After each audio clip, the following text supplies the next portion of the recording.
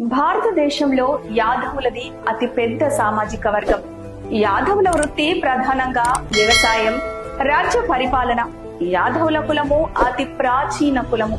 వీరు క్షత్రియులు. శ్రీకృష్ణుడు యాదవ కులస్థుడు. వేదవ్యాసుడు రచించిన మహాభారతంలో యాదవులు చంద్రవంశ క్షత్రియులు అని ప్రస్తావన స్పష్టంగా ఉంది. భారతదేశ చరిత్రలో యాదవులది అతి ఘనమైన చరిత్ర. మన భారతదేశ జనాభాలో దాదాపు 30% జనాభా యాదవులదే. వీరు అగ్రకులంగా ఉన్న అతి పెద్ద బలమైన సామాజిక వర్గం. విజయనగర సామ్రాజ్యంలో పరిపాలించిన శ్రీకృష్ణదేవరాయలు ఒక యాదవ కులస్థుడే అని ఆముక్తమాల్యద పుస్తకంలో స్పష్టంగా రాయబడింది. వీరు గోపాలకులు. ఋషి అను తెగకు చెందిన యదు అను రాజు యొక్క సంతానమునకు యాదవులని పేరొచ్చింది. యాదవులకు